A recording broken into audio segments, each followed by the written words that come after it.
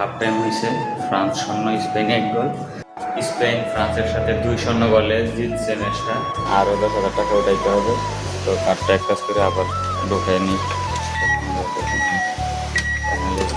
চলে আসছে, এখন এলাকার মধ্যে পৌঁছায় গেছি। তো এই হলো বর্তমান পরিস্থিতি অবস্থা। Hey guys, welcome to my new blog. আর এখন বাজে রাত 1:30 আর ব্লগটা স্টার্ট করতেছি এখন। তার মেন রিজন হচ্ছে ফ্রান্স আর স্পেনের খেলা চলতেছে। তো 22 মিনিট হয়েছে, হাইড্রেশন ব্রেক দিছে। তো আমিও আসলাম ওয়াশরুম থেকে ফ্রেশ ট্রেশ হয়ে একেবারে পাঁচতলায় উঠলাম। নিচতলার মধ্যে টিভিতে খেলা চলতেছে, তো আবার নিচতলায় চলে যেতেছি। তো স্পেন পেনাল্টিতে একটা গোল দিয়ে দিচ্ছে ফ্রান্সকে।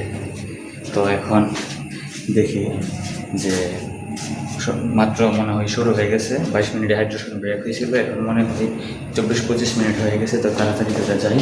আর এখন 4 তলার মধ্যে নেমে গেছি, তো তাড়াতাড়ি করে নিচের দিকে যাই, গিয়ে দেখি। আর কালকে আমাদেরকে হসপিটাল থেকে রিলিজ করে দিব। কালকে হচ্ছে আমাদের এই 4র্থ দিন হসপিটালে।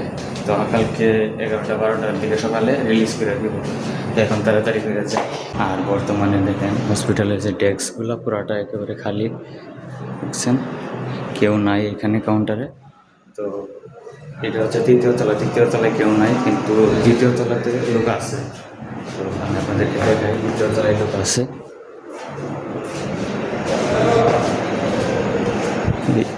2য় তলায় তো খালি দেখা যাইতেছে, 2য় তলাও খালি গাইস, কেউ নাই। ও অনেক লোক আছে, শুয়ে দিছে। তো আমি এখন নিচে চলে যাই।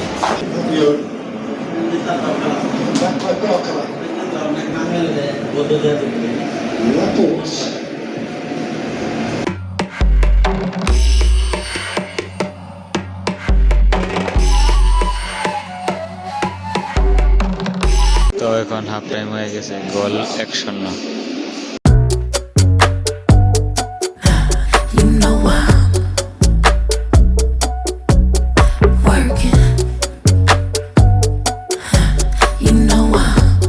So guys, finally half time হয়েছে, ফ্রান্স 0 স্পেন 1 গোল। তো 15 মিনিট হাফ টাইম যখন আমি ভাবলাম উপর থেকে গিয়া রুমে গিয়ে দিকে আসি সবাই কী করতেছে, কী হাল অবস্থা, আমার ছেলের কী খবর। তো এখন উপরে উঠতেছি, দেখতেই পারতেছেন। তো রুমে যাই। আর আজকে কিন্তু আমি ফ্রান্স সাপোর্ট করতেছি। তো দেখি এমবাপ্পে অথবা দেমবেলে, ওলিসে যে কেউ একটা গোল দিতে পারে কি না, সে আশায় আছি আর কি। তো ফাইনালি 5তলায় চলে আসছি উপরে। সো গাইস, এখন রুমের মধ্যে আইসা দেখলাম সব কিছু ঠিক আছে। আর এইখানে বেসিন থেকে এই চোখে মুখে পানি দিয়ে একটু চোখটা ধুয়ে নিলাম, কারণ চোখটা তো লাল এখনও ভালো হয়নি। তো একটু পরে আবার ড্রপ দেবো, তো ড্রপটাও সাথে নিয়ে নিয়েছি। এই তো এখন নিচে চলে যাই, খেলার মনে হয় আর 5-7 মিনিট বাকি আছে। হাফ টাইম শেষ হয়ে আবার স্টার্ট হয়ে যাবো, তো তাড়াতাড়ি যাই। দেখতেই পারতেছেন বেডগুলো খালি। তো এখন আস্তে আস্তে করে নিচের দিকে চলে যাই। আর ওই জায়গার মধ্যে যারা হসপিটালের লোক আছে সবাই খেলা দেখতেছে, সবাই মুড়ি চানাচুরের পার্টি দিতেছে। আর বাইরে দেখেন কি নীরব এবং অন্ধকার, শুধু বিল্ডিংয়ের জানালার যে লাইটগুলা, শুধু এইগুলো দেখা যাইতেছে, তাছাড়া সব কিছুই একেবারে অন্ধকার বাহিরে। আর এখন আমি নেমে গেছি 4র্থ তলায়। তো আস্তে আস্তে একেবারে নিচতলায় চলে যাই। তো ফাইনালি গাইস, স্পেন ফ্রান্সের সাথে 2-0 গোলে জিতছে ম্যাচটা। তো ফ্রান্স অনেক কষ্টকর একটা ম্যাচ হারছে, সেমিফাইনাল ম্যাচ। 2022-এ আর্জেন্টিনার সাথে বিশ্বকাপ হারলো, 2026-এ আবার স্পেনের সাথে সেমিফাইনাল ম্যাচ হারছে। এর চেয়ে কষ্টকর আর কোনো কিছুই হতে পারে না ফ্রান্সের জন্য, বিশেষ করে এমবাপ্পের জন্য।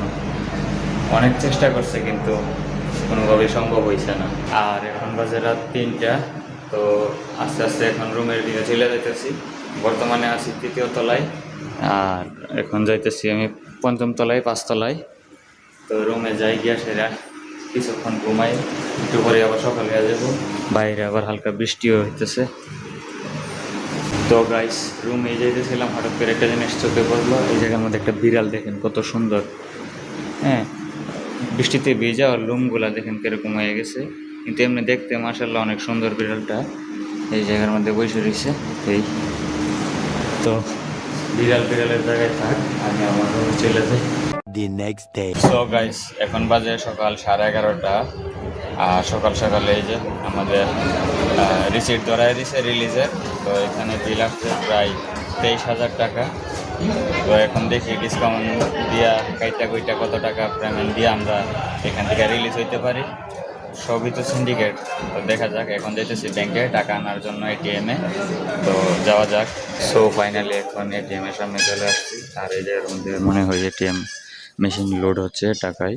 এই গাড়ি থেকে টাকা নামায়া এটিএমের ভিতরে লোড করতেছে। এই জন্য এটিএমের ওদের শাটার বন্ধ।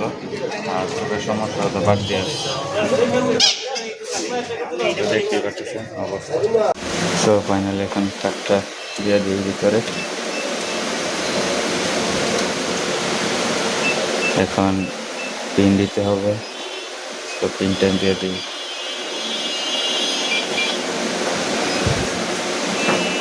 দ্রুত টাকা উত্তোলন, মানে সিলেক্ট 10,000 না। তো প্রসেসিং হইতেছে, দেখি কতক্ষণ লাগে। 10-15 সেকেন্ডের মধ্যে হয়তো বা হয়ে যাব, বাইরে হয়ে যাবো আর কি, এদিক দিয়ে বের হবে। তো দেখি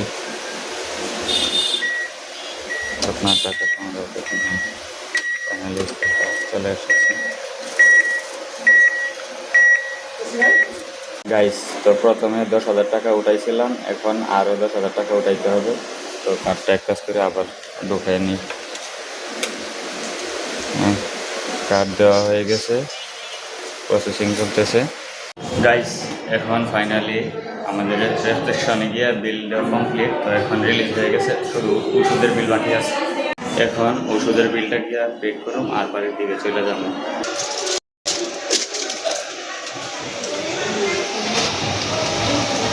এখন ফাইনালি সবগুলা ওষুধ নিয়ে বাড়িতে চলে যেতেছে আর কি। A few moments later. So finally guys, এখন এলাকার মধ্যে পৌঁছায় গেছি। তো আমার ছেলেরে, ওয়াইফেরে, সবাইকে আমার শ্বশুর বাড়িতে রাইখা তো আমি এখন যাইতেছি বাড়িতে। আর দিনের অবস্থা ভালো না, দেখেন ওয়েদার কিরকম, রাস্তাঘাট একেবারে নীরব। সকালে হয়তো বা অনেক বৃষ্টি হয়েছে। তো এখন আমার চোখের অবস্থাও বেশি ভালো না, গিয়া গোসল টোসল দিয়া ফ্রেশ হয়ে তারপর আবার মার্কেটের দিকে আসবো। গাইস, তো আর একটা জিনিস আপনাদের সাথে আমি বলি, আমার যে সর্বমোট যে খরচটা হয়েছে, বিল আসছে, তো এ টু জেড আমি বিস্তারিত বাইঙ্গে আপনাদেরকে বলি। তো আমরা ওইখানে হসপিটালে ছিলাম 3 রাত, মানে 3 রাত। আর দিন হিসাব করলেও 3 দিনই, কারণ যেদিন গেছি ওই দিন হচ্ছে বিকাল 3:30টার দিকে গেছি। আর আজকে যে আসছি ওইখান থেকে বের হয়ে বাইর হয়েছে ওইখান থেকে দুপুর 1:30টা। তো ওই হিসাবে দেখতে গেলে পুরাপুরি ওই 72 ঘন্টা পূর্ণ হয় নাই, এই 70 ঘন্টার মতো হয়েছে। 3 দিনও হয় নাই, 2 ঘন্টা কম। তো সিজার অপারেশন আর রুম ভাড়া, এই যে ফ্ল্যাট কেবিন, ওই সমস্ত সব কিছু মিলে খরচ হচ্ছে 13,000। আর যে ওষুধ পানির খরচ, এটি আসছে প্রায় 12,280 টাকা। তারপরে আবার আমার ছেলে হওয়ার পরে ওরে ওই বেবি ইনকিউবেটরের ভিতরে রাখা হয়েছিল 1 রাত, এই জায়গার মধ্যে 14 ঘন্টা। তো অক্সিজেন বিল, ডাবল অক্সিজেন লাগাইছে, মাস্ক অক্সিজেন, হেড অক্সিজেন, আরও কি কি জানি লাগাইছে। তো এই জায়গার মধ্যে বিল আইছে প্রায় 11,200 টাকা, শুধু 14 ঘন্টায়। তাছাড়া আরও যে ওষুধ আনছি ওর জন্য, এই যে এটার ইনকিউবেটরের ভিতরে রাখছে এটার জন্য ওষুধ 3200 টাকা। তো সব কিছু মিলাইয়া আমার সর্বমোট খরচ হয়েছে প্রায় 36,000 টাকা 3 দিনে। এখন আবার আসার সময় আরও 2,000 টাকার ওষুধ নিয়ে আসছি। তো এটি হচ্ছে 7 দিনের ওষুধ। তো 7 দিন পরে আরও ওষুধ আনতে হবে, আরও অনেক কিছু আনতে হবে। যদি স্যালাইন লাগে তো আরও এক্সট্রা খরচ আছে। তো সব মিলে আমি দেখতেছি প্রায় 40-50 হাজার টাকার গিয়া দাঁড়াইবে আর কি, একটা শেষ সীমান্তে গিয়া দাঁড়াইব। প্রায় 45-50 এরকম যাইবে আমার সর্বমোট খরচটা। তো যেটা ভাবছিলাম প্রথমে যে 20,000 টাকার ভিতরে হয়তো বা সিজার শেষ হয়ে যাব, কমপ্লিট হয়ে যাব, কিন্তু তার হয়েছে না আর কি। তো কি আর করার, কপালে নাই, আল্লাহ যা রাখছে ভাগ্যে তাই হয়েছে। আর আল্লাহ যেটা লেখা রাখছে কপালে, এটা কেউই যত চেষ্টা করুক কোনো এদিক থেকে ওদিক করতে পারবো না, পাল্টাইতে পারবো না। তো আর কথা বলতে বলতে প্রায় বাড়ির কাছাকাছি আইসাই পড়ছি, অর্ধেক বন্ধে। এই যে দেখতেই পারতেছেন বর্তমানে এরকম।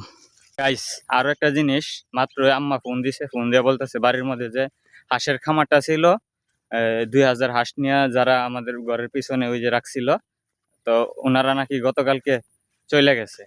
তো ওরা গতকালকে চলে গেছে, তো আমি বলতেছি কি লিগা, বুঝতেছে ওই এই যে বন্ধের মধ্যে যে এই যে জমিগুলা এই ক্ষেতের মধ্যে যে হাঁসগুলা আদার করে, তো এই হাঁসগুলা আদার করলে যে ক্ষেতের মালিকরা ওরা বাধা দিছে, ওরা না করছে যে আমাদের জমি আমাদের ক্ষেতের মধ্যে হাঁস ছাড়ন যেত না। পরবর্তীতে কিও ওই ক্ষেত গুলা বাঁচলে, এই যে ময়লাগুলা ক্ষেতের মধ্যে যে ওই ফেনাগুলা আছে, এটি যখন বাঁচবো পানি শুকাইলে ধান লাগানোর জন্য, তখন নাকি এই যে মমি সিংহে কামলা ওদের হাত পাও চুকলা ফুলা জায়গা, ওই হাঁসের যে এই ময়লাগুলা থাকে, হাঁসের ফাঁক টাক মানে অ্যালার্জি জড়িত একটা সমস্যা হয়ে জায়গা আর কি। তো এই জন্য ওদেরকে এই জায়গা থেকে উঠাই দিছে। আর আমিও আজকে 3 দিন ধরে বাড়িতে নাই, আমার আব্বাও নাই, শুধু আম্মা একলা বাড়িতে। এই জন্যে মানে ওদেরকে সহজে উঠাই দিছে। নাহলে আমরা থাকলে আবার এই সরাসরি এই কথা বলতে পারলো না যে হেরার এন থেকে বিদায় করে দেবো বা তোমরা এনে হাঁস ছাড়ো না, সরাসরি কেউই এই কথা বলতে লইলে না। কিন্তু এখন আমরা নাই, এই সুযোগে ওদেরকে একবারে বিদায় করে দিছে এই এলাকার থেকে। তো এক হিসাবে ভালোই হয়েছে, কারণ এই হাঁসগুলা যখন এই রাস্তা দিয়া একসাথে দল বাইন্দা হাঁটে না, তখন কিও এই যে মাড়িগুলা একেবারে প্যাক হইয়া জায়গা, একেবারে গইলা জায়গা আর কি, কায়ের মতো গইলা একেবারে প্যাক হইয়া জায়গা, পরে রাস্তাটা নষ্ট হইয়া থাকা। এক হিসাবে ভালোই হয়েছে। আর হাঁস থাকলে কিন্তু সাপও আসে, ওই হাঁসে যে ডিম পারে, ডিম খাওয়ার লেগে সাপ আয়ে, তো সব মিলে একটা রিক্স। এরপর দুর্গন্ধ, রাতের বেলায় শব্দ করে, আওয়াজ করে, ঘুমান জানা বাড়ির মাঝে। হ্যাঁ, এরপরে ওরা যে থাকছে 3টা লোক থাকছে হাঁসের খামারের মধ্যে, ওরা আবার আমাদের কল ওয়াশরুম এটি ব্যবহার করে, তা আমাদের জন্য একটা সমস্যা। তো এক হিসাবে ভালোই হয়েছে ওরা বিদায় হয়ে গেছে গা। সো গাইস ফাইনালি এখন ফ্রেশ ট্রেশ হয়ে দুপুরের খাওয়া দাওয়া কইরা বের হয়েছি বাড়ি থেকে। এখন আছি বাড়ির পিছনের সাইডে, এখন বিকাল হয়ে গেছে প্রায়। আর এই যে হাঁসের খামারটা যেখানে ছিল, এখানে বর্তমানে এরকম অবস্থা, দেখতেই পারতেছেন মাটিগুলা কিরকম হয়ে আছে। আর এখানে ওদের ওই ছিল, ঘরটা ছিল, যে ঘরের ভিতরে ওরা থাকতো 3 জন। এখানে ছিল একটা টং ডেরা ছিল। তো এই হলো বর্তমান পরিস্থিতি অবস্থা। আর বাড়ির সাইডটা আসা দেওয়া নাই, তো জঙ্গল হয়ে গেছে রাস্তাটা। আবার যে সময় বন্ধের পানি শুকাই যাবো, ওই সময় ওই রাস্তা দিয়ে তো দূর না ঘুরে গিয়ে এদিক দিয়ে বরাবর এই বাড়ির উত্তর বাড়িতে উঠতে যাবো আর কি। আর গাছের টুমগুলা এখনো পয়রা রয়েছে, বাড়ির সাইডটা পুরোটা জঙ্গল হয়ে গেছে গা। আর কবুতরগুলা চালের উপরে, এই যে সবগুলা নাই, কয়েকটা আর কি। আর কয়েকটা গাছের উপরে। আর চশমাটা লাগাইছি কারণ আমার যে চোখের সমস্যাটা, এটা মেইনলি হচ্ছে অ্যালার্জির কারণে। এই জন্য চশমাটা লাগাই নিছি, যাতে ধুলাবালি এবং বাতাস থেকে একটু বাঁচতে পারি, তাহলে চোখটা যেন তাড়াতাড়ি ভালো হয়ে যায়, এই জন্য আর কি। সো গাইস ফাইনালি আজকের ব্লগটা এই পর্যন্ত। আই হোপ আজকের ভিডিওটা আপনাদের অনেক ভালো লাগছে। ভালো লাগলে like, comment, share and subscribe করে দিবেন। Thanks for watching. বাই।